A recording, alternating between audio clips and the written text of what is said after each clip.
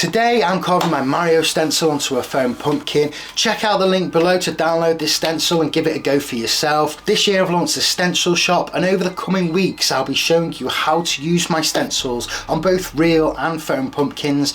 Now some stencils are easier than others, but with some practice all of them will allow you to carve an impressive pumpkin for yourself. So this one is being carved on a Joann's foam pumpkin I had imported from America. It's a little smaller than the ones I make myself, but it was really cheap to get it shipped over, so I had to order some to try. If you're in the UK, check out joanns.com if you want to order some cheap foam pumpkins for yourself. Now they don't have them all year, so you'll have to be quick. For foam I use different tools and pattern transfer method than I would on real pumpkins. If you want to see how I transfer the pattern on real pumpkins, then check out this video after this one, or watch any of my upcoming videos on my channel. Everything I carve this year on real pumpkins will be using my stencils. For this one I'm going to print out the stencil in the size I want.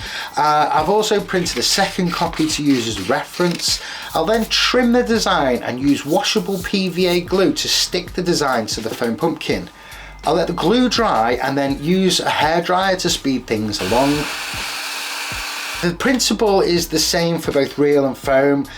You mark out the tonal changes and carve deeper into the pumpkin on the white areas of the stencil, then not so deep on the light grey areas, and gradually blend them together towards the black areas, with the black areas not being carved at all. So when the light is inside, the varying thickness of the foam will control the amount of light that comes through to create the design. On each stencil I've split the tonal changes out and applied a grayscale across multiple layers. The idea is to simplify the image, giving you a guide of where it needs to be carved deeper. Making stencils this way is a new thing for me. I've always just worked directly from pictures, but these stencils have all the tones mapped out and makes transferring the design much easier. Next I'm going to start with the white areas and set the depth for my bright tones. I'll cut out the white parts and then start to carve deeper into the pumpkin.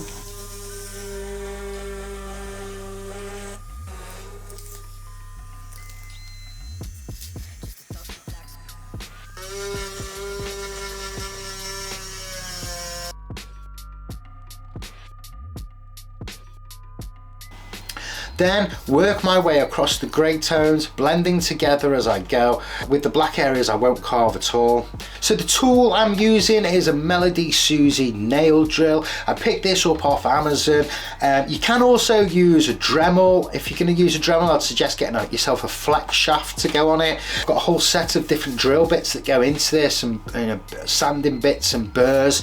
I tend to use the fine points to cut out the shapes first, the fatter sanding bits to remove the paint and start to go deeper into the pumpkin. You just need to be patient and take your time with this.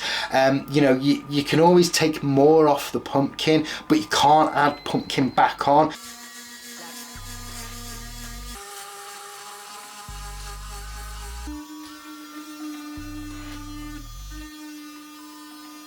I wouldn't say any of my stencils are particularly easy, but some are easier than others. I've graded all my stencils from 1 to 10, 1 being the easiest and 10 being fairly difficult to do. I'd say this one's around a 3 or 4, and a good one to start with if you're just starting out.